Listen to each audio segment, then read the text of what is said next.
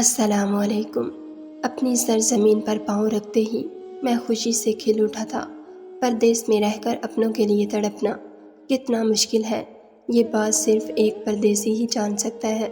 میں بھی 2 سالوں سے مسقط میں کام کر رہا تھا اور گزرے ان 2 سالوں میں مجھے وطن واپس آنے کے لیے چھٹی نہیں مل سکی تھی۔ ہر تہوار پر میں نے چھٹی کے لیے کوشش کی، لیکن کمپنی کی طرف سے صاف انکار ہو گیا۔ مگر اس دفعہ اچانک ہی کمپنی نے خود سے میرے کام کو دیکھتے ہوئے مجھے 15 دن کی چھٹی دی اور ساتھ ہی ٹکٹ بھی دیا۔ میری تو خوشی کی انتہا نہ رہی۔ میں کب سے اپنی بیوی دعا کی یاد میں تڑپ رہا تھا۔ میں دعا کو سرپرائز دینا چاہتا تھا، اسی لیے کسی کو بھی بنا بتائے اپنا سامان سمیٹ کر 15 دن کے لیے وطن واپس لوٹ آیا تھا۔ میں نے ایئرپورٹ سے ٹیکسی پکڑی اور سیدھا گھر پہنچ گیا۔ سارے راستے میں یہی سوچتا رہا کہ مجھے اپنی نظروں کے آگے دیکھ کر دعا کس قدر حیران اور خوش ہوگی۔ اس کی خوشی کا تصور کر کے ہی میں خوش ہو رہا تھا۔ میں شادی کے ہفتے بھر بعد ہی دعا کو تنہا چھوڑ کر مسقط چلا گیا تھا اور 2 سال بعد اب لوٹا تھا۔ یہ 2 سال میں نے بہت ہی مشکل سے گزارے تھے۔ دعا ایک چھوٹے سے اپارٹمنٹ میں اکیلی رہتی تھی۔ میرے پاس پہلے سے ہی اپارٹمنٹ کی چابی موجود تھی، اسی لیے میں نے خاموشی سے دروازہ کھولا۔ میرا ارادہ تھا کہ میں اچانک ہی اس کے سامنے جا کر اسے حیران کر دوں گا۔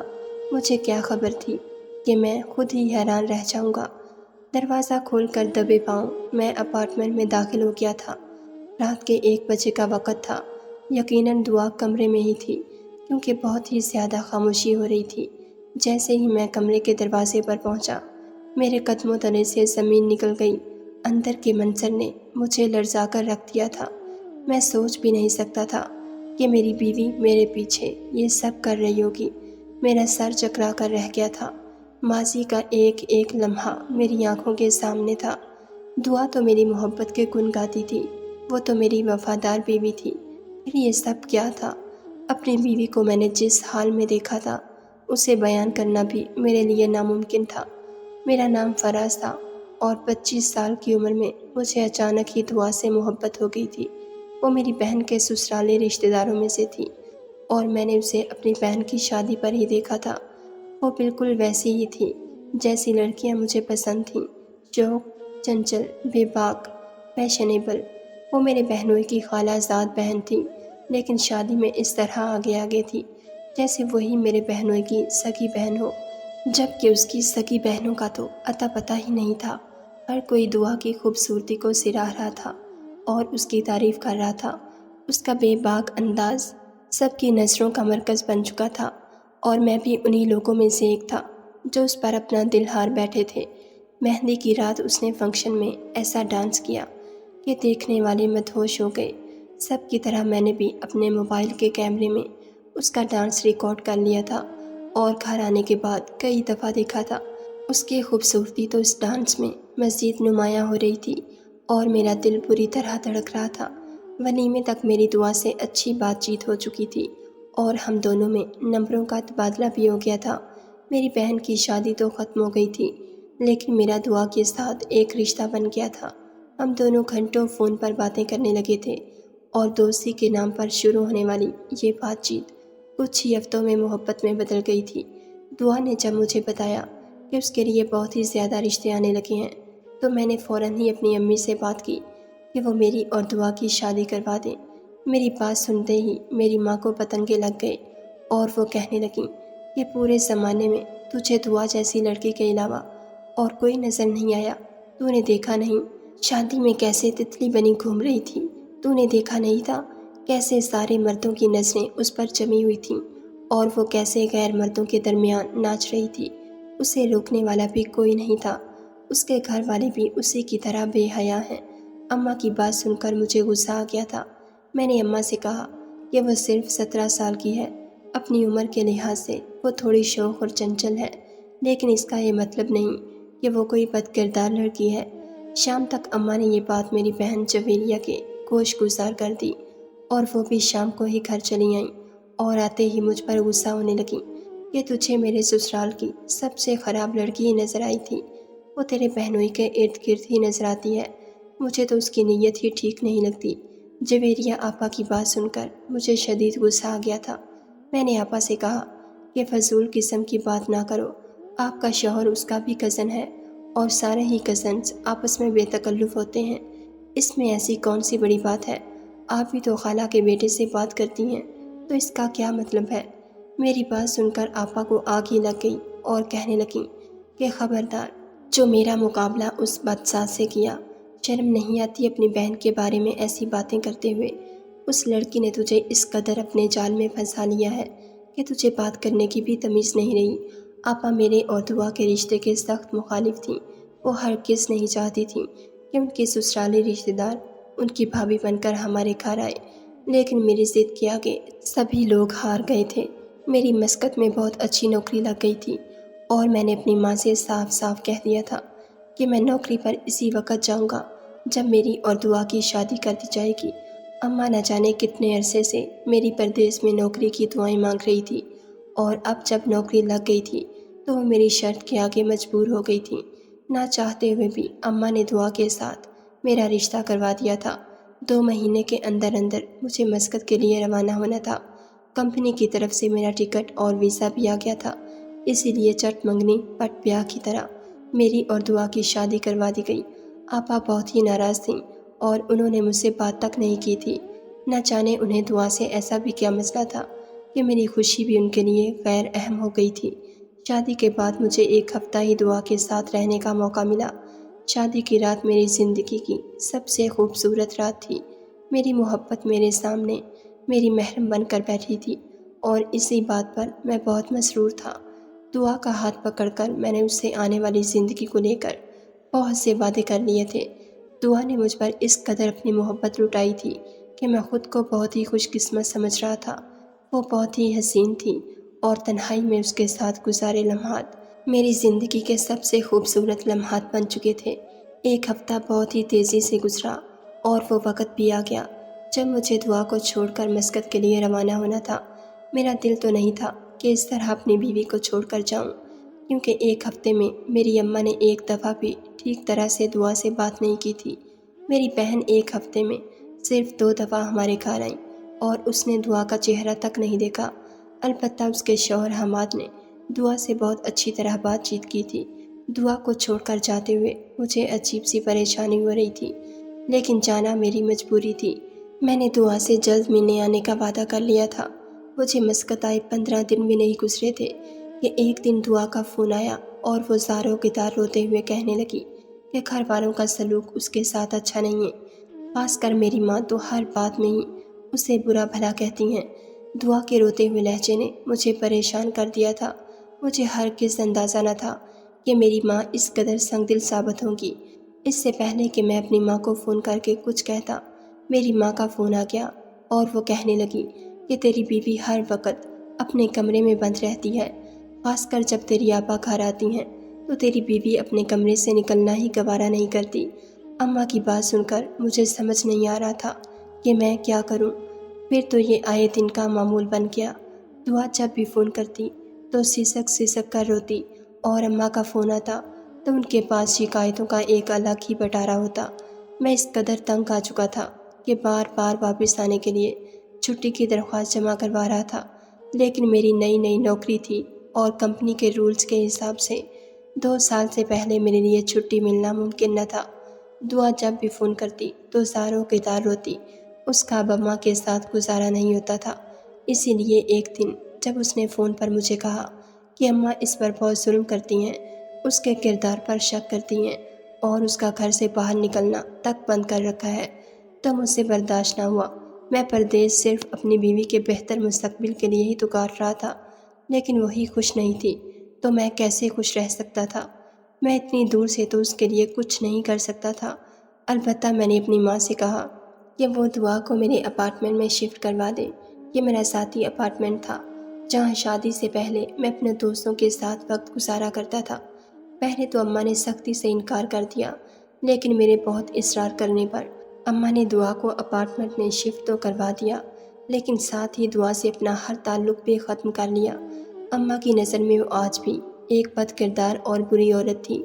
जवेरिया आपा का अब तक वही मसला था। उन्हें लगता था کہ میری بیوی سارے ہی مردوں پر ڈورے ڈالتی ہے، اور وہ تو ان کے شوہر کو بھی اپنی اداؤں میں پھنسا کر رکھتی ہے، کیونکہ حماد دعا کا بہت زیادہ خیال رکھتا تھا اور اکثر ہی دعا کے حوالے سے مجھے فون بھی کرتا تھا۔ حماد کا بھی یہی کہنا تھا کہ مجھے دعا کو الگ گھر لے دینا چاہیے تاکہ وہ سکون سے اپنی زندگی گزار سکے۔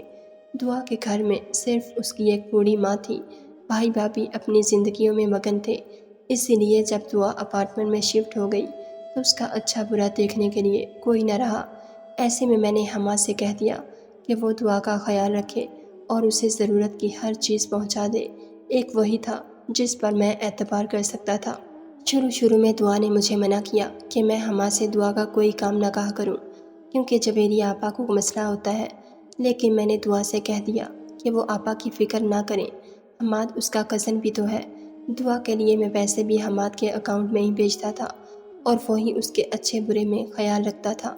جب سے دعا الگ ہوئی تھی، اماں کی شکایتیں ختم ہو گئی تھیں، وہ تو دعا کا ذکر بھی نہیں کرتی تھی اور میری زندگی میں بھی سکون آ گیا تھا۔ لیکن اب بھی میں دعا کے ساتھ کے لیے ترس رہا تھا۔ میں اس کے ساتھ ایک ہفتہ ہی گزار پایا تھا اور اب میرے لیے تنہا راتیں کاٹنا مشکل ہو رہا تھا۔ اسی لیے جیسے ہی کمپنی نے مجھے 15 دن کی چھٹیاں دی، میں خوشی خوشی واپس لوٹ آیا۔ مجھے اس وقت کا شدت سے انتظار تھا جب میں دعا کے سامنے جا کر کھڑا ہو جاتا اور مجھے دیکھ کر وہ خوشی سے پھولے نہ سماتی۔ لیکن جیسے ہی میں دعا کے کمرے کے دروازے پر پہنچا تو سب کچھ ختم ہو گیا۔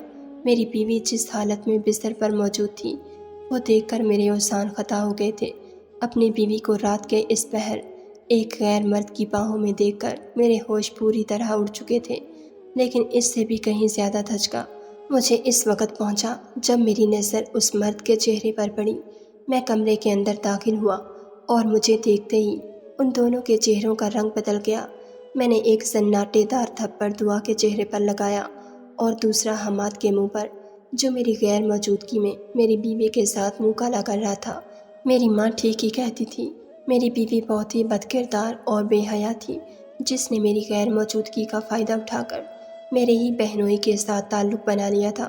مجھے تو اپنی آنکھوں پر یقین نہ آ رہا تھا۔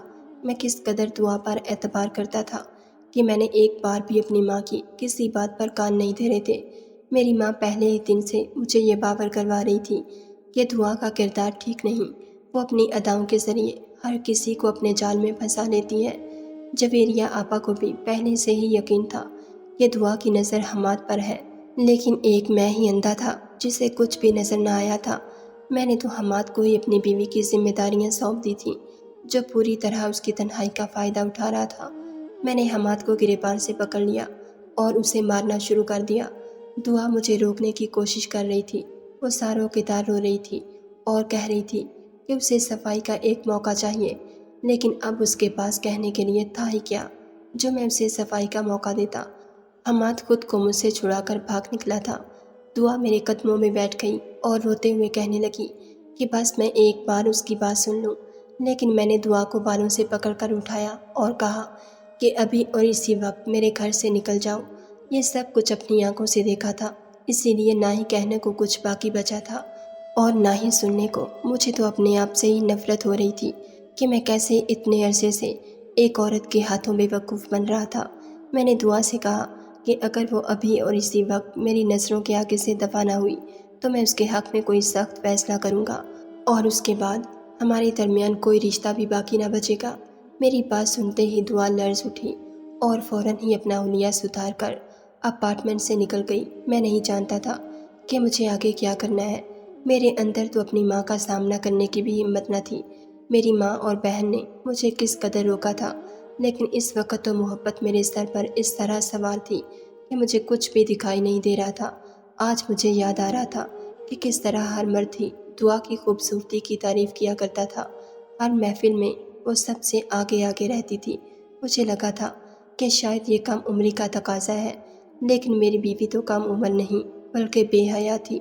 میں ساری رات اپنے اپارٹمنٹ میں بیٹھا اپنی بدقسمتی پر روتا رہا تھا۔ میرے پیچھے اس نے 2 سالوں میں نہ جانے کس کے ساتھ کیسے کیسے رشتے قائم کر رکھے تھے۔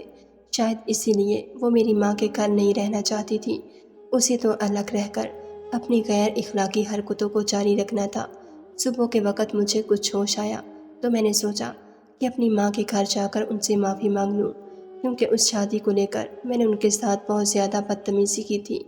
میں نے اپنی ماں کا بہت دل دکھایا تھا، شاید اسی بات کی سزا مجھے آج مل گئی تھی۔ میں بوجھل قدموں سے ایک نظر اپارٹمنٹ پر ڈالتے ہوئے اپنی ماں کے گھر کی طرف چل پڑا۔ اماں کے گھر کا دروازہ ہمیشہ کھلا رہتا تھا، کیونکہ اماں کو فجر کی نماز کے بعد ہی سارا گھر کھول دینے کی عادت تھی۔ میں جیسے ہی اماں کے کمرے کی طرف بڑھا تو اندر سے آتی ان کی آوازوں پر چونک کر رک گیا۔ وہ جویریہ آپا سے بات کر رہی تھیں۔ جویریہ آپا اندر ہی موجود تھیں، اس کا مطلب وہ اماں کے گھر رہنے کے لیے آئی ہوئی تھیں، اور حماد نے اسی بات کا فائدہ اٹھا کر میری بیوی کے ساتھ رات گزاری تھی۔ اماں کہہ رہی تھیں کہ جویریہ، یہ بات تجھے بھی اچھی طرح پتہ ہے کہ کھوٹ دعا میں نہیں بلکہ تیرے شوہر کی نیت میں ہے۔ حماد کی حرکتوں کی وجہ سے ہی تیرے آنے پر دعا ہمیشہ اپنے کمرے میں بند رہتی تھی۔ تو نے اپنے شوہر کو سمجھانے کی بجائے ہمیشہ دعا پر الزام تراشی کی، اور تیری وجہ سے ہی میں نے اس کے ساتھ سخت رویہ رکھا اور وہ اس گھر سے چلی گئی۔ لیکن تجھے تو اب بھی چین نہیں آیا، تو اب بھی اسی کو ہی برا بھلا کہہ رہی ہے۔ اگر تیرے کہنے میں آ کر میں نے دعا کی جھوٹی سچی شکایت نہ لگائی ہوتی تو آج وہ اسی گھر میں ہماری نظروں کے سامنے ہوتی اور ہمارے لیے اس پر نظر رکھنا آسان ہوتا۔ لیکن اب تو ایک رات رہنے کے لیے آئی ہے اور تیرا سارا ذہن حماد میں اٹکا ہوا ہے۔ تو اپنے مرد کو تو قابو نہیں کر سکی، لیکن بھابھی کو بد کردار ضرور بنا بیٹھی ہے۔ اب تو ہی بتا، وہاں میرا بیٹا بھی پریشان رہتا ہوگا اور حماد کو بھی کھلی چھٹی مل گئی۔ جویریہ کہہ رہی تھی کہ مجھے کیا خبر تھی کہ میرا بھائی اس ناگن کو الگ گھر دلا دے گا۔ مجھے تو لگا تھا کہ وہ تیرے کہنے میں آ کر اسے چھوڑ دے گا۔ شادی کے اگلے دن ہی مجھے پتہ چل گیا تھا کہ میرا شوہر مجھ سے نہیں بلکہ دعا سے شادی کرنے کا خواہش مند تھا، لیکن اس کی غربت کی وجہ سے میری ساس نے اسے اپنی بہو نہ بنایا تھا۔ حماد کا رویہ دیکھ کر مجھے احساس ہو چکا تھا کہ وہ شادی کے بعد بھی دعا کا ہی دیوانہ ہے۔ اسی لیے جب فراز نے اسے شادی کی بات کی تو میں نے شدید مخالفت کی، مگر مجھے کیا معلوم تھا کہ وہ بھی حماد کی طرح ہی دعا کے پیچھے لٹو ہو جائے گا۔ پہلے تو میں یہ سوچ کر مطمئن تھی کہ دعا شادی ہو کر جائے گی تو میرا اس سے پیچھا چھوٹ جائے گا، لیکن وہ تو ہمارے ہی گھر کی عزت بن گئی۔ اماں کہنے لگیں کہ جب تیرے ہی سکے میں کھوٹ ہے تو دعا کو برا نہیں کہہ سکتی۔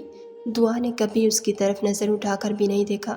تیرا ہی شوہر تھا جو بمرے کی طرح اس کے ارد گرد منڈلاتے ہوئے رہتا تھا، اور اسی لیے تو آج یہاں میرے پاس رک کر بھی بے سکون ہے، کیونکہ تجھے اچھی طرح معلوم ہے کہ تیرا شوہر تیری غیر موجودگی میں کیا کچھ کر سکتا ہے۔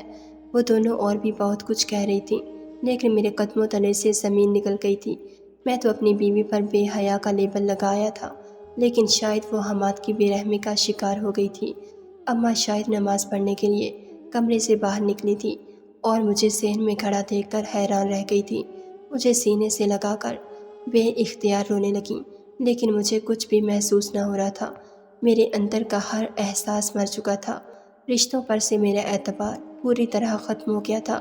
پہلے میں اپنی بیوی کو غلط سمجھ رہا تھا، اور اب میری ماں اور بہن ہی میری نظروں سے گر گئی تھی۔ میں نے اماں کو خود سے دور کیا اور بنا کچھ کہے دروازے سے باہر نکل آیا۔ اماں مجھے آوازیں دیتی رہ گئی تھیں، لیکن اب میرے پاس پلٹنے کے لیے کچھ باقی نہیں بچا تھا۔ میری بہن نے اپنے شوہر کو روکنے کی بجائے میری بیوی کو بد کردار بنا کر میرے آگے پیش کر دیا تھا۔ میں تو دعا سے نظر ملانے کے قابل بھی نہیں رہا تھا۔ وہ کس طرح میرے قدموں میں بیٹھ کر روتی رہی تھی۔ اس کی ایک ہی التجا تھی کہ میں کسی طرح اس کی بات سن لوں، لیکن میں نے تو اسے اپنی زندگی سے نکالنے کا فیصلہ کر لیا تھا۔ میں تھکا ہارا واپس اپنے اپارٹمنٹ میں لوٹ آیا تھا۔ فی الحال میں دعا کا سامنا نہیں کر سکتا تھا، لیکن یہ دیکھ کر میں حیران رہ گیا کہ وہ تو اپارٹمنٹ کے نیچے بنے لان میں ہی بینچ پر بیٹھی ہوئی تھی۔ فجر کا وقت تھا، فضا میں کافی نمی تھی۔ وہ اپنے ہی دوپٹے کو اپنے ارد گرد پھیلائے سکڑ کر بیٹھی ہوئی تھی۔ میں خاموشی سے اس کے برابر جا کر بیٹھ گیا۔ مجھے دیکھتے ہی وہ بے اختیار میرے سینے سے لگی اور پھوٹ پھوٹ کر رونے لگی۔ میں نے کچھ بھی نہیں کہا تھا اور اسے رونے دیا تھا۔ کافی دیر تک وہ روتی رہی۔ جب اس کے آنسوؤں میں کچھ کمی آئی تو وہ سکتے ہوئے کہنے لگی کہ وہ بے گناہ ہے۔ میں نے اس کے ماتھے پر اپنے ہونٹ رکھ دیے اور اسے کہا کہ اب اسے صفائی دینے کی ضرورت نہیں۔ میں جان گیا ہوں کہ وہ واقعی بے قصور ہے۔ میں نے بنا سچ جانے ہی اپنی آنکھوں پر یقین کر لیا اور اسے بد کردار مان لیا، لیکن صحیح وقت پر میری آنکھیں کھل گئی تھیں اور سچائی پوری طرح میرے سامنے آ گئی۔ دعا حیرانی سے میری طرف دیکھنے لگی۔ اس کے بعد اس نے آہستہ آہستہ جو سچ مجھے بتایا، اس کا کچھ حصہ تو میں جویریہ آپا اور اماں کے منہ سے ہی سن چکا تھا۔ دعا بچپن سے ہی باپ کی شفقت سے محروم رہی تھی۔ گھر میں ایک بوڑھی ماں تھی جسے کوئی پوچھتا نہیں تھا، اور اس کے بھائی بھابھی بھی اس پر کوئی توجہ نہیں دیتے تھے۔ اسی لیے جب لوگ اسے توجہ دیتے تو اسے خوشی ہوتی اور وہ مزید شوق اور چنچل ہو جاتی۔ ہر محفل میں وہ سب سے آگے آگے رہتی تاکہ لوگ اسے توجہ دیں، اسے دیکھیں اور سراہیں۔ یہ سب کچھ احساس محرومی کی وجہ سے تھا۔ حماد بہت پہلے سے ہی اس سے محبت کرتا تھا اور اسے شادی کرنا چاہتا تھا، لیکن اس کی خالہ نے اس کی غربت کو دیکھتے ہوئے اسے اپنی بہو بنانے سے صاف انکار کر دیا تھا۔ دعا کے دل میں ہمیشہ کے لیے کوئی جذبات نہ تھے، اس لیے اسے اس بات کا کوئی افسوس نہ تھا، اور حماد کی شادی میں بھی اس نے بڑھ چڑھ کر حصہ لیا۔ لیکن حماد پہلے بھی کسی بمرے کی طرح اس کے ارد گرد رہتا تھا، اور شادی کے بعد بھی وہ باز نہ آیا۔ اور پھر دعا کی شادی مجھ سے ہو گئی تو اسے لگا کہ شاید اب حماد اسے تنگ نہیں کرے گا، لیکن جیسے ہی میں مسقط گیا وہ جویریہ کے ساتھ بار بار گھر آ جاتا اور دعا کا جینا حرام کر دیتا۔ اس کے پیچھے باورچی خانے میں چلا آتا تو کبھی بے باکی سے اس کے کمرے میں گھس جاتا۔ جویریہ نے اپنے شوہر کو برا ماننے کی بجائے دعا کو بد کردار ٹھہرا دیا، اور وہ دعا کو ہی برا بھلا کہتی رہی۔ تنگ آ کر دعا نے یہ فیصلہ کر لیا کہ جب بھی جویریہ گھر آئے گی وہ اپنے کمرے میں ہی بند رہے گی، اور اس بات پر اماں نے اس کی مجھ سے شکایت بھی کی تھی۔ جویریہ نے نہ جانے اماں سے کیا کچھ کہا تھا کہ اماں نے دعا کا جینا حرام کر دیا تھا۔ وہ اسے نہ ہی چھت پر جانے دیتی اور نہ ہی دروازے پر۔ اپنے گھر جانے کا تو وہ سوچ بھی نہیں سکتی تھی۔ ہر بات کو لے کر دعا پر اس قدر پابندی عائد کر دی گئی تھی کہ اس کے لیے جینا مشکل ہو گیا تھا۔ پھر میں نے اسے جب اپارٹمنٹ میں شفٹ کروا دیا تو اس کی زندگی اور بھی عذاب ہو گئی، کیونکہ میں نے غلطی سے اس کی ذمہ داری حماد کے کندھوں پر ڈال دی تھی، اور حماد کو کھلی چھٹی حاصل ہو گئی تھی۔ ایک رات حماد نے دعا کے ساتھ زیادتی کی اور اس کی بہت سی نازیبا تصاویر بھی بنا ڈالیں، اور اسے بلیک میل کرتا ہی چلا گیا۔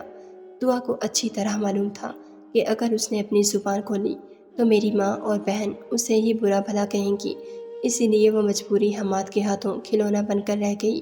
جب بھی جویریہ اپنی ماں کے گھر رہنے کے لیے جاتی تو حماد بڑی دیدہ دلیری سے اس کے پاس چلا آتا اور ساری رات اسے نوچتا رہتا۔ کل رات بھی ایسا ہی ہوا تھا۔ جویریہ اماں کے گھر تھی، اسی لیے حماد اس کے پاس چلا آیا تھا اور میں بھی اسی وقت پہنچ گیا تھا جب وہ دونوں بستر پر موجود تھے۔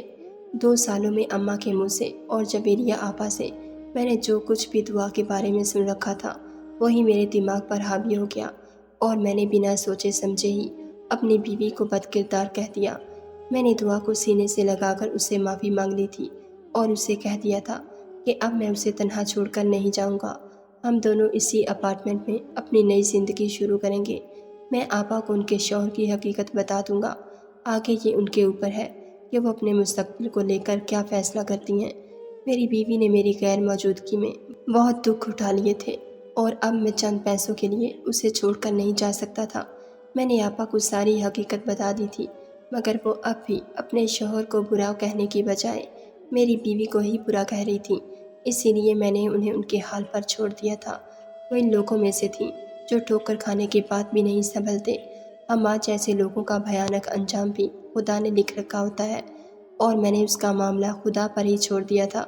دعا کے ساتھ میں نے دوبارہ سے ایک خوبصورت زندگی کا آغاز کیا تھا۔